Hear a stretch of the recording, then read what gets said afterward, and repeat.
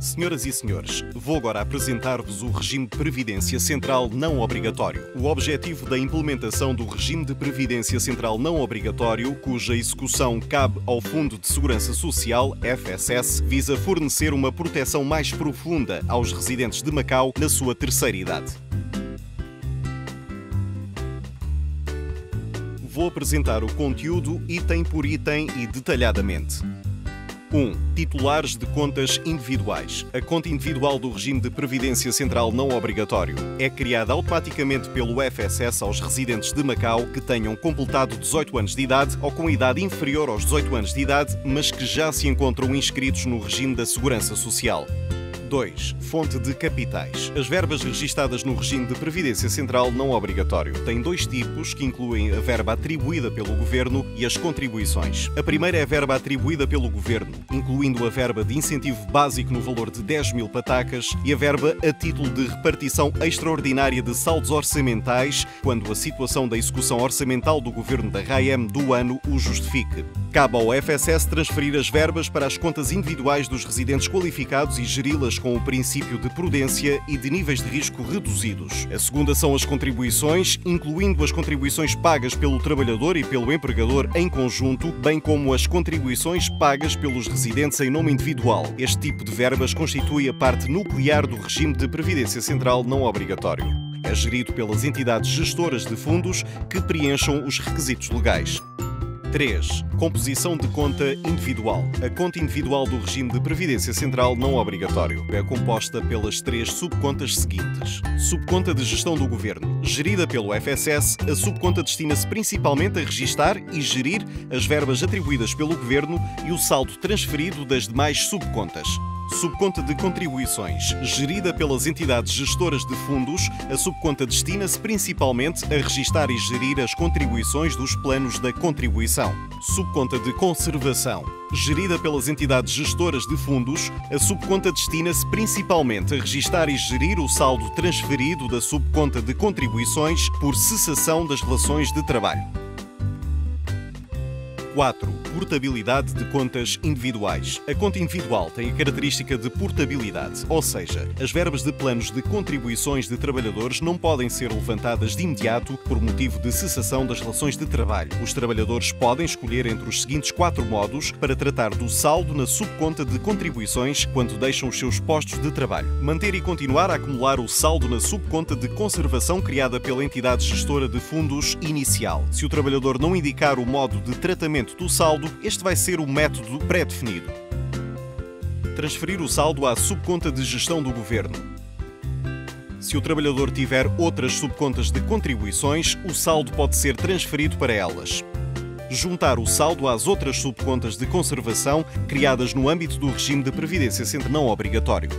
As subcontas são interligadas, ou seja, o titular da conta individual pode, mediante requerimento, transferir as verbas entre as diversas subcontas de uma para a outra. Contudo, só é permitida a transferência de verba da subconta de contribuições quando se deixa o posto de trabalho. Em geral, os titulares de contas só podem efetuar o levantamento das verbas nas suas contas individuais quando completam 65 anos de idade.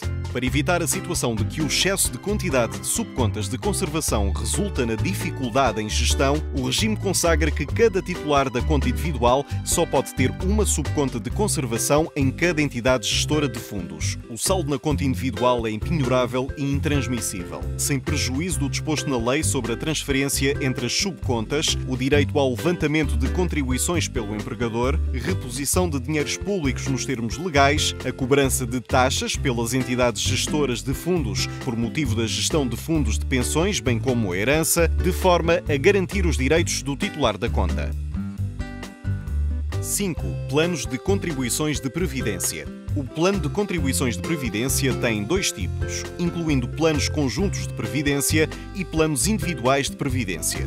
Os planos conjuntos de previdência são criados por vontade própria dos empregadores e contam com a participação dos trabalhadores por vontade própria. Os planos individuais de previdência são criados por vontade própria pelos titulares das contas individuais e contam com a participação dos mesmos por vontade própria. O Plano Conjunto de Previdência é aplicável aos trabalhadores que têm relação laboral com a empresa. Após o trabalhador ter concordado com a participação no plano, o empregador e o trabalhador pagam, respectivamente, as contribuições no valor de 5% do salário de base mensal do trabalhador. Além do salário de base mensal do trabalhador, o empregador e o trabalhador podem adicionar outros itens, como, por exemplo, subsídios por horas extraordinárias, bónus, etc., como base de cálculo do valor de pagamento de contribuições.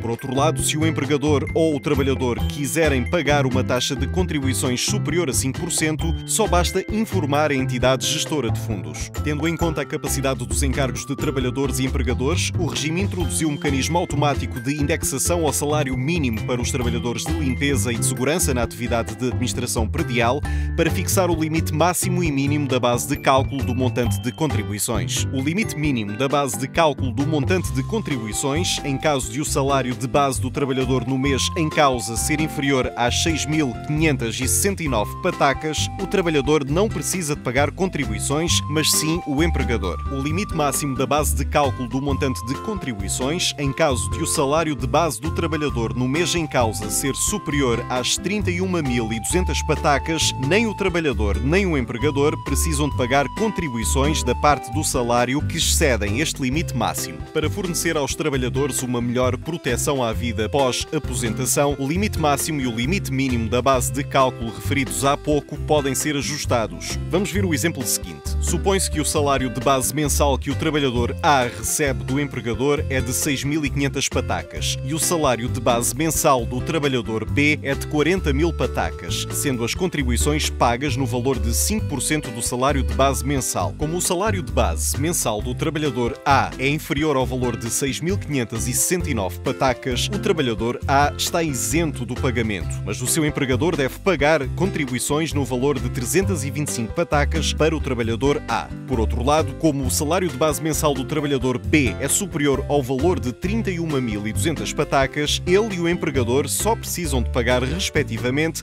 contribuições no valor de 5% de 31.200 patacas, ou seja, o valor de pagamento de cada um deles é de 1.560 patacas. Embora o trabalhador A corresponda às condições de isenção de pagamento de contribuições, ele ainda pode optar pelo pagamento de contribuições. O trabalhador B e o seu empregador, por sua vez, podem tomar a totalidade do salário de base mensal do trabalhador B como a base de cálculo, de modo a aumentar o valor de contribuições mensais. Quanto ao plano individual de previdência, o valor mínimo de contribuições mensais é de 500 patacas, podendo o titular de conta pagar um valor mais elevado, desde que este seja múltiplo de 100 patacas e não seja superior às 3.100 patacas. Além disso, os trabalhadores que já participam nos planos conjuntos de previdência podem participar no plano individual de previdência ao mesmo tempo.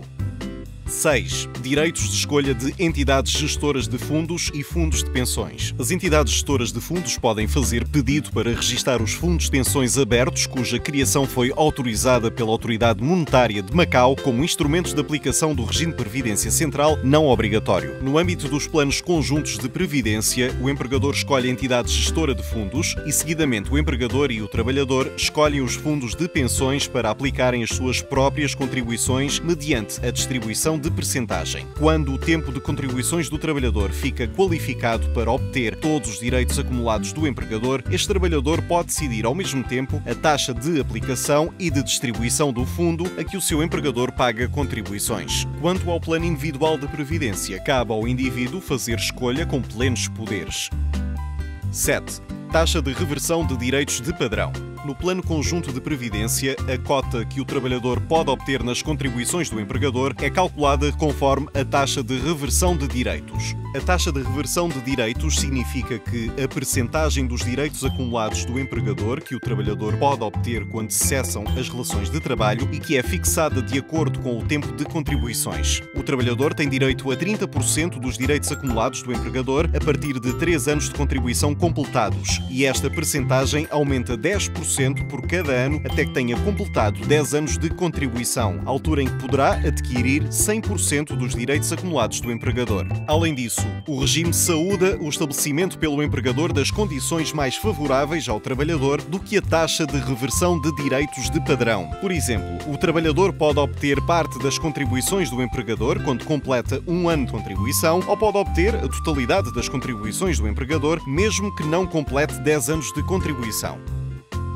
8. Articulação de planos privados de pensões ao regime de previdência central não obrigatório. Cabe ao empregador decidir se articula ou não os planos privados de pensões ao regime de previdência central não obrigatório. Quanto à articulação do trabalhador, o antigo trabalhador e o novo trabalhador têm diferentes mecanismos. Indica-se por antigo trabalhador o trabalhador no ativo que já participa nos planos privados de pensões da sua empresa antes de o empregador participar no regime de previdência central não obrigatório. Pode decidir se articula os planos ao regime de previdência central não obrigatório ou não. Indica-se por novo trabalhador o trabalhador que não participa nos planos privados de pensões da sua empresa quando se faz a articulação, ou que só passa a exercer atividades na sua empresa depois de o empregador ter participado no regime de previdência central não obrigatório. Só pode optar por aderir ao regime de previdência central não obrigatório. Aos antigos trabalhadores que escolhem a articulação vão acontecer os seguintes casos. Os planos privados de pensões e os planos conjuntos de previdência vão entrar em vigor simultaneamente. O empregador efetua a suspensão do pagamento para os planos privados de pensões do antigo trabalhador e as novas contribuições só serão aplicadas para o plano conjunto de previdência. Se existirem nos planos privados de pensões algumas condições mais favoráveis ao trabalhador do que as consagradas nos planos conjuntos de previdência, por exemplo, a taxa de contribuição é superior a 5%, essa condição deve manter-se obrigatoriamente. O tempo de contribuição para os planos privados de pensões e o plano conjunto de previdência deve ser calculado com o princípio de combinação. Por exemplo, um trabalhador pagou contribuições para os planos privados de pensões por 5 anos e depois escolheu articulá-los ao regime de previdência central não obrigatório. Após ter pago contribuições por mais 2 anos, deixou o seu cargo. Supõe-se que o modo de cálculo de reversão de direitos dos planos privados de pensões